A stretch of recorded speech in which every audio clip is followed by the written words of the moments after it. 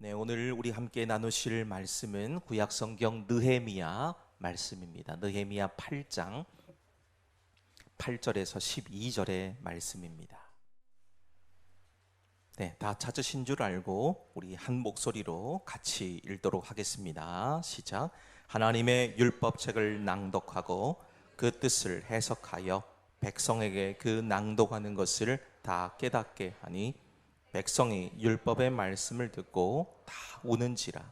총독 느헤미야와 제사장 겸 학사 에스라와 백성을 가르치는 레위 사람들이 모든 백성에게 이르기를, 오늘은 너희 하나님 여호와의 성일이니 슬퍼하지 말며 울지 말라 하고, 느헤미야가 또 그들에게 이르기를, 너희는 가서 살찐 것을 먹고 단 것을 마시되 준비하지 못한 자에게는 나누어 주라.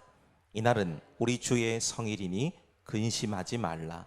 여호와로 인하여 기뻐하는 것이 너희의 힘이니라 하고, 레위 사람들도 모든 백성을 정숙하게 하여 이르기를, 오늘은 성일이니 마땅히 조용하고 근심하지 말라 하니, 모든 백성이 곧 가서 먹고 마시며 나누어 주고 크게 즐거워하니, 이는 그들이 그 읽어 들려준 말을 밝히 알미라. 아멘. 예수님을 처음 믿었고 또 처음 만났던 날을 혹시 기억하십니까? 사람마다 시간적으로나 순서적으로는 차이는 있습니다만 나타나게 되는 공통적인 것이 있는데요, 바로 기쁨이 가득해진다라는 것입니다. 나의 죄가 용서받았다는 것, 하나님이 나를 포기하지 않으셨다는 것, 그리고 이제 그분이 나와 함께 하신다는 것을 깨닫게 되었을 때에 우리 안에는 말로 다 설명할 수 없는 기쁨이 샘솟습니다. 저는 초등학교 때 교회 오면 선물을 준다고 하는 주일학교 선생님 꿰매 이끌려서 처음 교회로 가게 됐습니다. 정말 교회를 가니까요, 맛있는 것도 많이 주시고 선물도 주시는 게 너무 좋아서 열심히 다녔어요. 그때는 아직 예수님이 누구신지, 그분이 나를 위해서 뭘 하셨는지, 내가 그분을 믿는다는 것이 어떤 의미인지 전혀 모른 채 그저 교회라는 울타리에 소속되어서 교회를 다녀주었던 시기입니다. 다녀주었어요. 그렇게 6년이 흘렀습니다. 고1 여름 수련회 때 처음으로 은혜가 무엇인지 깨닫는 그런 사건, 시간이 있었습니다. 그때 받은 은혜를 처음부터 끝까지 다 기억하지는 못합니다만은 한 가지 또렷이 기억나는 것이 있습니다. 그것은 지금도 한 번도 경험해 보지 못한 기쁨을 맛보았다는 거예요. 그 기쁨이 임하니까 그저 하늘만 봐도, 나무와 풀만 봐도 찬송이 절로 나오는 거예요. 그 처음 수련의 장소로 올라갈 때는 정말 도살장에 끌려가는 소처럼 억지로 그냥 끌려 올라갔습니다. 저는 가기 싫었거든요. 근데 끌려갔어요. 근데 내려올 때는요, 마치 구름 위를 걷듯이 행복한 발걸음으로 그곳을 내려왔던 기억이 있습니다. 그때 누렸던 감흥과 기억이 저에게는 평생 잊을 수 없는 아주 소중하고 행복하고 따뜻한 시간으로 남아 있습니다. 그리고 그때 받았던 은혜가 오늘 저를 있게 만든 원동력이 되었어요. 그런데 이게 오래 가면, 평생 가면 얼마나 좋겠습니까? 시간이 지나면서 그때 받았던 은혜와 감격과 기쁨은 조금씩 잊혀지기도 했어요. 반복되어지는 일상과 풀리지 않는 문제들과 지친 여러 가지 관계들 속에서 어느새 기쁨을 잃어버리고 평안하지 못한 얼굴로 살아갈 때도 있었습니다. 분명히 구원받았다는 사실은 변하지 않았는데 구원받은 사람만 누릴 수 있는 그 기쁨은 사라진 채 살아가는 겁니다. 자, 오늘 함께 우리가 살피고 있는 본문의 말씀 느헤미야 8장은 바로 이 문제를 다루고 있어요. 백성들이 말씀 앞에서 자기 죄를 깨닫고 통곡하고 있던 바로 그 자리에서 지도자들은 슬퍼하지 말고 기뻐해라, 이런 뜻밖의 명령을 내리고 있습니다. 자, 오늘 본문의 배경을 잠시 말씀드리면, 바벨론이라고 하는 거대한 강대국이 유다를 침공해서 예루살렘 성전과 성벽이 다 무너져 내립니다. 사람들은 포로로 끌려가고 죽임을 당하는 일이 일어났어요. 그러다가 하나님의 놀라우신 은혜로 70년 만에 그들이 다시 돌아옵니다. 근데 와서 보니까 모든 것이 다 처참하게 무너져 내린 것을 보게 되었어요. 무엇보다 자기들을 외적으로 지켜줄 수 있는 성벽도 다 무너져 내린 상태입니다. 이에 느헤미야를 중심으로 한 지도자들과 돌아온 백성들이 한마음 한뜻 되어서 무너졌던 예루살렘 성벽을 다시 쌓기 시작을 하는데요, 무려 52일 만에 완공해내는 쾌거를 이루게 됩니다. 그들은 건물 한번 지어본 적이 없습니다. 아주 평범한 사람들이에요. 근데 완전히 폐허가 된 땅에서 한 손에는 무기를 들고 적을 막아가며 둘레만 해도 4km, 높이만 해도 10m가 넘는, 성벽의 두께만 해도 마차가 지나가도 끄떡없을 정도로 견고하게 지었는데요, 이런 엄청난 규모의 토목 공사를 2달도 채 되지 않는 시간에 완성해낸 거예요. 이건 주변 나라들에게도 두려움을 줄 만큼 놀라운 일이었기 때문에 쾌거라고 말씀을 드린 겁니다. 자, 그런데 이 성벽 공사가 끝났을 때 백성들이 한 일은 완공을 자축하는 잔치가 아니었습니다. 그들은 스스로 수문 앞 광장에 모여서 학사 에스라에게 하나님의 말씀을 들려달라고 청합니다. 그날은 7째 달 초하루, 오늘 본문의 말씀에도 기록되어져 있죠. 7째 달 초하루, 곧 나팔절이라는 시간입니다. 이날은 나팔을 불어서 기념하게 되고 노동을 쉬며 희생 제사를 드리는 이스라엘 백성들에게는 아주 중요한 절기입니다. 자, 이들이 새벽부터 정오까지 무려 6시간 동안 서서 말씀에 귀를 기울입니다.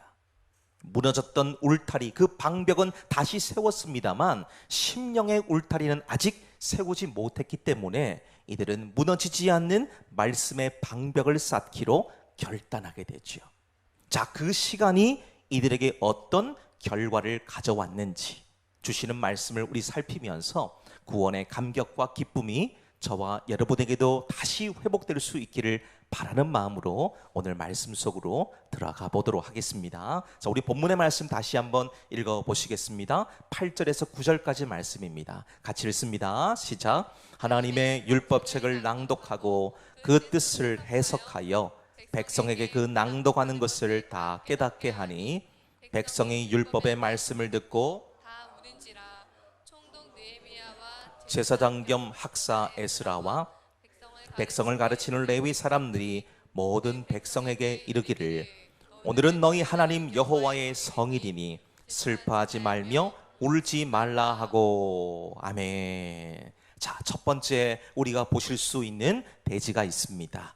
말씀 앞에 서면 죄가 드러나고 눈물이 난다는 것이지요.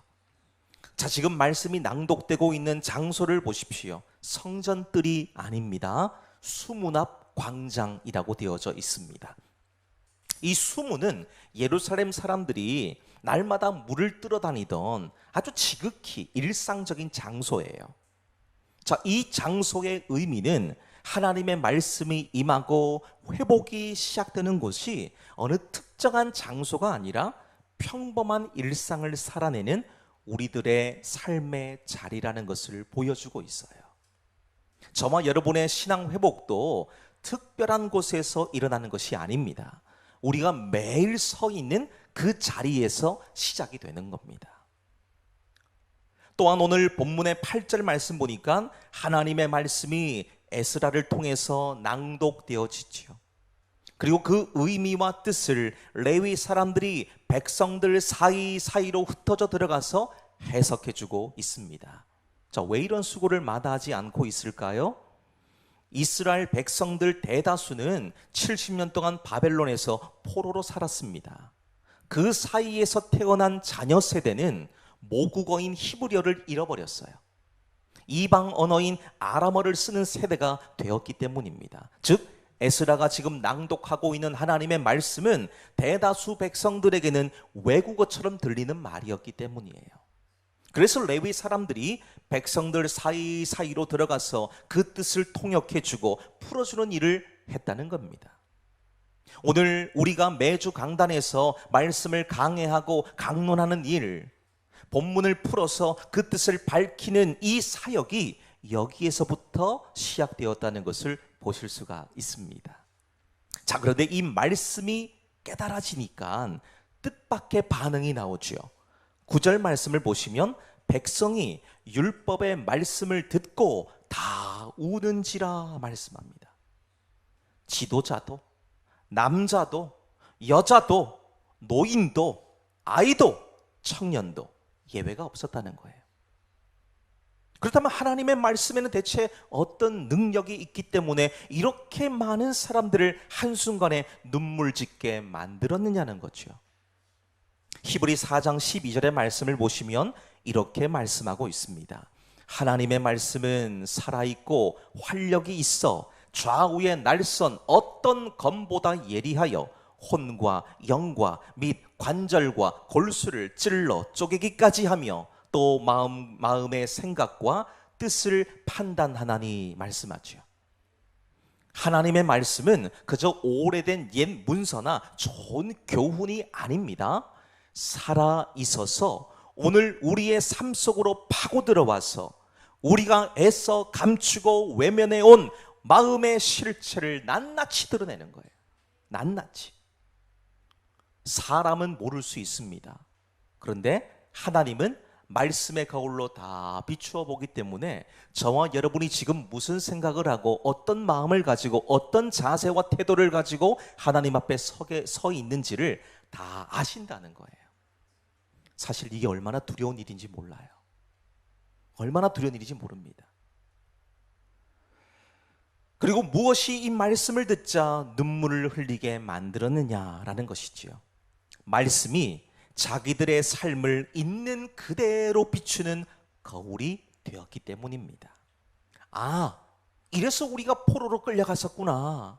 하나님은 이렇게 신실하셨는데 우리는 이렇게 반역하며 살았구나. 이걸 깨닫는 거예요. 그제야 그들이 바벨론이라는 이 야만의 민족에게 모든 걸 다 빼앗기고 무너지고 깨어진 이유가 이해되기 시작합니다. 그전에는 하나님 원망했거든요.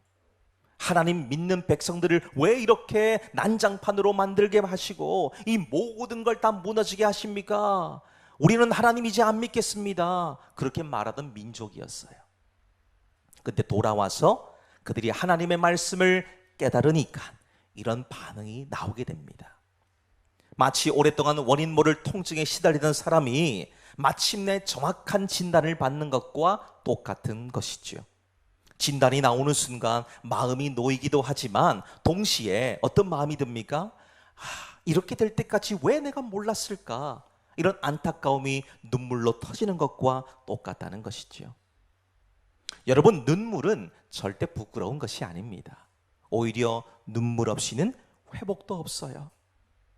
말씀 앞에서 자기 모습을 정직하게 마주하고 울 수 있다는 것, 이것은 모든 영적 회복의 첫 단추입니다. 그런데 오늘 본문의 말씀은 눈물을 흘린 것으로 끝나지 않습니다. 이어지는 말씀에서 그 눈물이 새로운 길을 여는 도구가 되는 것을 살펴볼 수가 있습니다. 자, 10절의 말씀을 다시 한번 보시겠습니다. 읽습니다. 시작. 느헤미야가 또 그들에게 이르기를 너희는 가서 살진 것을 먹고 단 것을 마시되 준비하지 못한 자에게는 나누어 주라. 이날은 우리 주의 성일이니 근심하지 말라. 여호와로 인하여 기뻐하는 것이 너희의 힘이니라 하고. 아멘. 자, 두 번째를 보십시오. 이 기쁨은 감정이 아니라 하나님의 명령이자 힘인 것을 말씀해 주고 있습니다. 지금 울고 있는 백성들에게 느헤미야가 말하고 있는 것을 보세요. 가서 살찐 것을 먹고 단 것을 마시라 그러죠. 무슨 말입니까? 가서 잔치를 벌여라 그런 말이에요. 이 얼마나 뜻밖의 대답입니까? 지금 사람들은 자기 죄를 깨닫고 통곡하고 있는 중이에요. 근데 이런 자리에서 우리가 일반적으로 예상하는 말은 그래, 더 울어라, 더 회개해라, 금식하고 자숙해라, 이런 말 아닙니까? 근데 느헤미야의 입에서 나온 말은 정반대였다는 겁니다. 하나님은 죄를 깨달은 백성에게 더 무거운 슬픔을 얹어주시는 것이 아니라 오히려 잔치를 명하신다는 겁니다. 그러면서 우리에게 주시고자 하시는 명령이 한 가지가 있습니다. 10절 후반부를 보니까요, 근심하지 말라. 여호와로 인하여 기뻐하는 것이 너희의 힘이다 말씀하시죠. 여러분, 기쁨을 명령할 수 있습니까? 우리는 감정은 명령의 대상이 아니라고 생각합니다. 슬픔은 저절로 오는 것이고 기쁨도 좋은 일이 있어야 생기는 것이라고 여깁니다. 아니, 누가 저에게 지금 당장 기뻐해 보세요 라고 말한다고 해서 현재 제가 지금 괴롭고 슬프고 제 마음이 아픈 그 자리에서 곧바로 기쁨으로 변합니까? 그렇지 않다는 거예요. 그때 느헤미야는 통곡하는 사람들 앞에서 기뻐해라 명령하죠. 기뻐해라. 어떻게 이게 가능합니까? 근데 답을 보시면 오늘 본문 안에 있습니다. 오늘 본문은 그냥 기뻐하라고 말하지 않죠. 거기 하나를 더 붙입니다. 뭐라고 말씀합니까?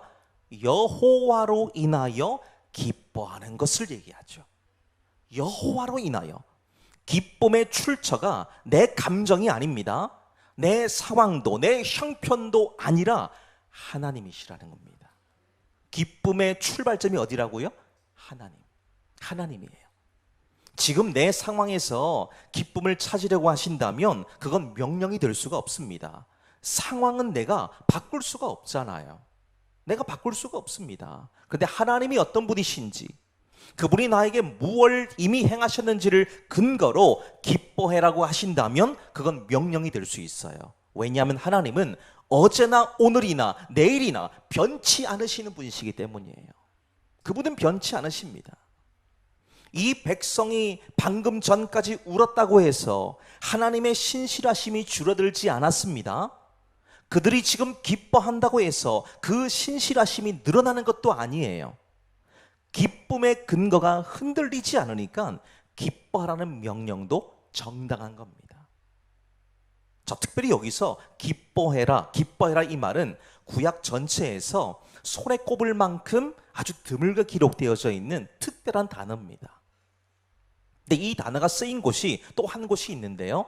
역대상 16장 27절의 말씀을 보시면 이렇게 기록되어져 있어요. 존귀와 위엄이 그의 앞에 있으며 능력과 즐거움이 그의 처소에 있도다 말씀해요. 여기서 말하고 있는 즐거움이 오늘 본문에서 말하고 있는 의미와 동일한 표현입니다. 놀라운 것은 오늘 이 구절에서도 보시면 능력과 즐거움이 같이 붙어 있어요. 능력과 즐거움. 하나님이 계신 자리에는 언제나 능력과 기쁨이 함께 있다는 겁니다. 그러면 오늘 이 시간 저와 여러분이 어디 있습니까? 하나님의 힘이 있는, 하나님의 능력이 있는, 우리 주님이 함께 하시는 이곳에, 주님 몸된 교회에 우리 있잖아요. 그럼 우리는 어떻게 해야 됩니까? 기뻐하는 것이 마땅하다는 거예요. 왜 그렇습니까? 우리 주님이 힘이시거든요. 우리 주님이 능력이시거든요. 그분이 즐거움을 주시거든요. 그러니까 오늘 느헤미야가 여호와로 인하여 기쁨이 너희의 힘이다 라고 말하는 것은 즉흥적으로 던진 그냥 위로의 말이 아니라는 거죠. 성경 전체가 증언해온 진리를 그대로 선포한 겁니다. 그렇다면 이 기쁨이 왜 힘이냐는 겁니다. 오늘 느헤미야가 선포하고 있는 힘은, 이 말은 성경에서 거의 대부분 쓰여지는 의미가 이렇습니다. 요새, 피난처, 견고한 성, 이런 걸 가리킬 때 사용되는 표현이에요. 시편 27편 1절의 말씀 보면 다윗이 이렇게 고백합니다. 여호와는 내 생명의 능력이시니 내가 누구를 무서워하리요 고백하죠. 여기서 능력, 곧 힘이에요. 힘. 그분은 나의 힘이다. 그렇기 때문에 내가 누구를 무서워하랴 고백하는 것이죠. 시편 46편을 고백하고 있는 고라 자손들도 이렇게 고백합니다. 하나님은 우리의 피난처시요 힘이시니 환난 중에 만날 큰 도움이시라 고백합니다. 자, 그렇다면 느헤미야가 지금 말하고 있는 것을 그대로 옮겨서 그 뜻을 그대로 옮겨보면 이렇게 되죠. 여호와로 인하여 기뻐하는 것, 그것이 너희를 지키는 요새다. 그런 말입니다. 기쁨이 곧 요새라는 겁니다. 누구도 침략할 수 없는 그런 난공불락 철옹성이 된다는 거예요. 근데 지금 이 말을 듣고 있는 사람들이 누구냐는 거예요. 누가 지금 이 말을 듣고 있습니까? 이들은 지금 52일 만에 무너진 예루살렘의 성벽을 완공한 사람들이에요. 이들이 쌓아 올린 성벽은 돌을 쌓아서 만든 눈에 보이는 요새지요. 근데 그 느헤미야는 그 성벽 앞에서, 그 성벽을 쌓아 올린 사람들 앞에서 또 하나의 요새를 말하고 있습니다. 그 요새는 낙심과 죄책감과 절망이라고 하는 안에서 무너뜨리는 적으로부터 우리 영혼을 지켜주는 요새인 거예요. 즉 성벽은 있는데 기쁨이 없는 신앙은 겉은 웅장한데 안은 텅 비어져 있는 성과 같다는 거예요. 기쁨이 없다는 것은 아무리 두꺼운 성벽을 쌓아도 그 안에서, 그 성 안에서 살아갈 힘이 없다면 그 성은 이미 함락된 것과 똑같다는 거예요. 그리고 또 하나의 얼굴이 이 힘에 있습니다. 잠언 17장 22절의 말씀을 보면 이렇게 말씀해요. 마음의 즐거움은 양약이라도 심령의 근심은 뼈를 마르게 하느니라 말씀하고 있습니다. 근심은 사람의 기력을 뼈까지 갉아먹어 버리지만 마음의 즐거움은 오히려 몸을 살리는, 우리의 삶을 살리는 약이 된다는 거예요. 즉 기쁨은 나를 지켜주는 요새일 뿐 아니라 다음 걸음을 내딛게 만드는 실제적인 힘, 에너지를 준다는 겁니다. 자, 바로 이 지점에서 우리는 느헤미야가 왜 이 명령을 가장 먼저 내렸는가를 이해할 수가 있습니다. 지금 성벽을 52일 만에 완공했다고 해서 모든 것이 끝나지 않았다는 거예요. 그 대단한 일이긴 합니다만 그것으로 끝난 것이 아니라는 겁니다. 여전히 가야 될 길이 멀어요. 성벽은 세웠습니다만 이제부터 무너진 삶의 습관을 고치는 거예요. 하나님과의 언약을 다시 세우는, 사실 성벽을 세우는 것보다 훨씬 더 길고 고단한 여정이 기다리고 있습니다. 만약에 이들이 계속해서 그 죄책감에 눌린 상태로 그 길을 출발했다면 얼마 가지 못해서 주저앉았을 거예요. 그래서 느헤미야가 이 긴 여정의 출발점에서 가장 먼저 명령한 것이 기쁨이었습니다. 기쁨. 그 기쁨이 없으면 단 한 걸음도 앞으로 나아갈 수가 없기 때문이죠. 하나님으로부터 인하여 기뻐하는 것이 오늘 저와 여러분에게도 힘이 되어야 한다는 것을 두 번째 단락을 통해서 우리는 확인할 수가 있습니다.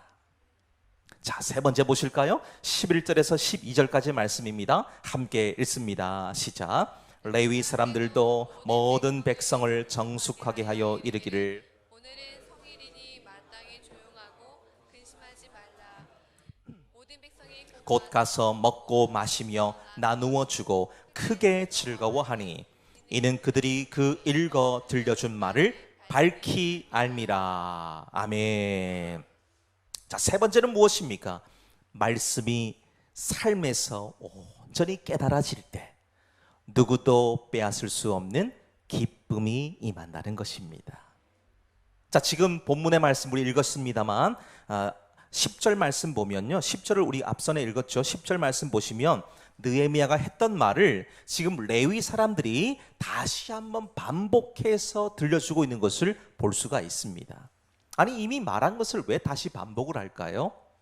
죄책감에 눌린 사람은 한 번 말한다고 쉽게 기쁨으로 돌아서지 못하기 때문입니다. 오랜 시간 죄의 무게에 눌려서 있던 그런 사람에게는 이 말이 대단히 낯설고 어색한 거예요. 그래서 여러 번 계속해서 확인시켜 줘야 됩니다. 우리도 그렇지 않습니까? 제가 지금 강단에서 여러분들은 이미 예수님으로 인해서 죄 사함을 얻었습니다. 그러니까 더 이상 이 죄의 문제로 인해서 갇혀 있지 마시고 기뻐하고 즐거워하십시오 라는 말을 했다고 해서 오랫동안 나를 짓누르고 있던 그 죄책이 한꺼번에 벗겨지고 거기서 자유함을 얻으시나요? 물론 불같은 성령의 능력으로 순간적이며 급진적인 변화를 가지고 오는 경우도 있습니다. 예외는 있어요. 성경을 보면 대표적으로 바울이 그랬거든요. 그가 예수님 만나기 전에는 믿는 자들에게 공포의 대상이었습니다. 근데 다메섹에 있는 그리스도인들을 잡기 위해서 가다가 성 앞에서 강력한 빛으로 찾아오신 예수님을 만나게 됩니다. 이 사건 이후에 그의 인생이 송두리째 바뀌는 거예요. 근데 이런 경우는요, 아주 드물어요. 아주 드뭅니다. 바울 같은 경우에는 이방인을 위한 사도로 세우기 위한 하나님의 긴급한 부르심이 필요했기 때문에 그렇게 하신 거예요. 그렇지 않은 대부분의 경우에는 말씀을 반복해서 듣고 또 듣고 들었던 말씀을 다시 곱씹고 되새김질을 하다 보면은 어느새 말씀이 나를 자유케 하는 나를 경험하게 된다는 겁니다. 그러니까 이 도구가 뭐예요? 도구가 하나님의 말씀이라는 겁니다. 말씀의 검으로 우리의 딱딱해져 버린, 견고하게 만들어져 버린, 누구도 깨뜨리지 못하는 것을 말씀으로 하나씩 쪼개어가는 거예요. 그 작업을 해야 되는 겁니다. 그러다 보니까 때로는 이걸 깨뜨리는 것이 너무너무 힘들어요. 너무 아파요. 내 전곡을 꽉 찌르거든요. 내 마음의 양심이 막 발동합니다. 야, 이렇구나. 말씀이 이렇구나. 말씀 속에서 지금 주시는 말씀의 은혜가 이런 것이구나. 이걸 깨달으면요, 견디지를 못하는 거예요. 막 가슴이 뛰고요, 막 울렁거리기도 하고요, 막 그냥 눈물이 쏟아져 나오기도 하고요. 이상한 일이 막 벌어집니다. 근데 그거 왜 그럴까요? 지극히 정상인 거예요. 말씀 앞에 내가 지금 말씀의 거울로 나를 비춰보니까 내 모습이 너무 초라해 보이는 거예요. 내 모습이 지금 볼 때는, 거울로 볼 때는 뭔가 화려해 보이고 예뻐 보이고 멋져 보이지만 심령을 꿰뚫어 보니까 말씀이 내 속에 얼마나 은큼하고 쾌락적이고 타락한 것들이 숨어 있는지를 보는 겁니다. 그러니까 정말 눈 뜨고 볼 수가 없어요. 말씀이 그 역할을 한다는 거예요. 말씀이. 그래서 우리에게는 계속해서 이 말씀을 들려줄 말씀 공동체가 필요한 거예요. 그 말씀 공동체가 어디입니까? 교회죠. 교회가 이 땅에 존재해야 될 이유가 바로 명확하죠. 바로 이런 이유 때문에 그렇습니다. 지금 수문 앞 광장에 모여서 말씀을 듣고 있던 무리들에게도 놀라운 은혜가 임하는 겁니다. 자, 그 은혜의 결과를 보세요. 12절에 기록되어져 있는데요, 모든 백성이 곧 가서 먹고 마시며 나누어 주고 크게 즐거워했다 말씀합니다. 여기서 나누어 주고 이 표현이 10절에 이어서 다시 한번 기록되어져 있어요. 무슨 말입니까? 무슨 의미겠습니까? 지도자들의 말에 흉내만 낸 것이 아니고 준비하지 못한 자에게까지 나누어 주라라는 이 부분까지 정확하게 순종했다는 거예요. 그 순종의 결과가 지금 그들에게 크게 즐거워하는 것으로 나타났다는 겁니다. 이 표현은 나중에 느헤미야의 마지막 단락이라고 할 수 있는 12장 43절, 이 12장 43절에도 다시 한번 등장하는데요, 훗날 예루살렘 성벽 봉헌식을 할 때에 백성들은 큰 제사를 드리고 심히 즐거워하였으니 예루살렘이 즐거워하는 소리가 멀리 들렸다, 그렇게 말씀하고 있어요. 오늘 8장에서 배운 이 기쁨이 훗날 공동체 전체가 함께 누리는 축제의 원형이 된 거예요. 이 한 번의 회복이 공동체 전체의 삶의 방식이 되었다는 겁니다. 그런데 이 모든 기쁨의 이유를 오늘 본문은 아주 정확하게 짚어주고 있어요. 자, 오늘 11, 12절 말씀의 후반절 말씀 보세요. 이는 왜냐하면 이런 말이지요. 그들이 그 읽어 들려준 말을 밝히 알미라 그럽니다. 너무도 중요한 말씀이에요. 지금 그들은 이 모든 것을 분위기에 도취되어서 감정적으로 하지 않았다는 겁니다. 말씀을 밝히 아니까, 이 밝히 알았다는 말이 식별해내고 분별하고 이해했다, 그런 말이에요. 원어적으로 그런 의미입니다. 밝히 알게 되니까 자기들의 죄를 알게 되었을 뿐 아니라 그 죄를 다루시는 하나님이 여전히 자기들을 사랑하고 계신다는 사실을 깨달으니까 슬픔이 기쁨으로 바뀐 거예요. 슬픔이 기쁨으로 바뀌는 거예요. 여러분, 이게 왜 중요할까요? 우리가 처음 예수님을 믿었을 때 누렸던 그 기쁨도 정확히 같은 뿌리에서 나왔기 때문입니다. 내 죄가 사함받았다. 하나님이 나를 포기하지 않으셨다. 그분이 나와 함께하고 계신다. 이 알미 선명할 때에 우리는 저절로 기쁜 거예요. 저절로 기쁜 겁니다. 내가 나 스스로에게 너 기뻐해야 돼, 기뻐해야 돼, 막 주문을 외운다고 기뻐해지는 게 아니잖아요. 기쁨은요, 하나님이 나에게 부어주시는 거예요. 세상에서 기쁨을 한번 보십시오. 세상에서 기쁨은요, 정말 얼마 못 가요. 1시간도 못 갑니다. 얼마 지나지 않아서 내 마음을 상하게 만드는 사람을 만나보세요. 받았던 기쁨 다 쏟아버리는 거예요. 나와 맞지 않는 사람하고 대화 한두 번만 나눠보십시오. 전부 다 쏟아버립니다. 기쁨이 뭐예요? 분노와 그냥 온 마음에 분노가 일어나는 겁니다. 고통이 일어나는 거예요. 세상에서의 기쁨은 기쁨이 아닌 겁니다. 가진 것이 없고 모든 것이 부족해도 하나님께서 나에게 베푸신 은혜가 너무도 거대하고 압도적이라서 다른 것을 생각할 엄두도 나지 않는 겁니다. 그냥 그저 행복한 거예요. 그저 기쁨 충만, 은혜 충만이에요. 근데 앞서도 말씀드렸다시피 우리가 받았던 그 은혜가 평생 가면 참 좋겠습니다만 부딪혀오는 여러 가지 삶의 문제들과 불만족들이 쌓이다 보면 나도 모르게 기쁨이 점점 약해져 가죠. 그 왜 그럴까요? 아는 것이 흐려졌기 때문입니다. 이건 기쁨이 사라진 것이 아니고요, 기쁨의 뿌리였던 밝히 아는 것을 놓치고 있기 때문이에요. 오늘 저와 여러분은 무엇의 기쁨을 빼앗기며 살아가십니까? 세상은 그 기쁨을 상황과 환경에서 찾으라고 가르치지요. 내 삶이 지금보다 더 좋아지고 부유해지고 여유가 넘쳐나고 내 가족들, 자녀들이 잘 되는 것에서 찾으려고 합니다. 자, 그러다 보면 우리의 기쁨은 마치 방전되는 배터리와도 똑같아요. 겉모습은 멀쩡해 보여도요, 휴대폰 배터리가 다 닳아버리면 아무것도 사용할 수 없는 것처럼 우리도 상황이 조금만 나빠지면 아무것도 못하는 사람이 되는 겁니다. 아무것도 못하는 사람. 세상에서 얻는 기쁨은 상황과 환경이 바뀌면 함께 사라지는, 방전되기 쉬운 기쁨이기 때문이에요. 근데 오늘 본문이 말하는 기쁨은 어떻습니까? 완전히 의미가 다른 겁니다. 상황이 아니라 말씀에 대한 이해를 거기에 뿌리를 두는 기쁨이기 때문이죠. 말씀에 뿌리를 둔 기쁨은 내 상황과 환경이 흔들리고 바뀌어도 결코 무너지지 않는 요새와 같은 기쁨이에요. 이 기쁨을 지키기 위해서 우리에게 필요한 것은 거창한 것이 아닙니다. 매일 다만 몇 절이라도 말씀 앞에 서서 내가 용서받았다는 사실, 하나님이 지금도 나와 함께 하신다는 이 사실을 다시 밝히 확인하는 시간을 가지셔야 됩니다. 말씀 앞에 서야 내가 누군가를 적나라하게 볼 수가 있어요. 사람 앞에 서면요, 아무도 몰라요. 가면을 쓰고 있으면 누가 압니까?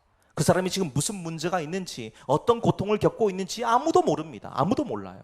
그런데 하나님의 말씀 앞에 서게 되면 이 모든 건 내가 굳이 막 말하지 않아도 하나님은 이미 다 아시는 거예요.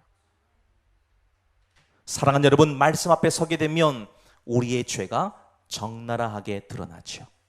그 죄가 드러나면 내가 그동안 얼마나 무지하고 어리석은 삶을 살게 되었는가를 보게 되기 때문에 우리 첫 번째 단락에 보셨다시피 눈물이 나는 거예요.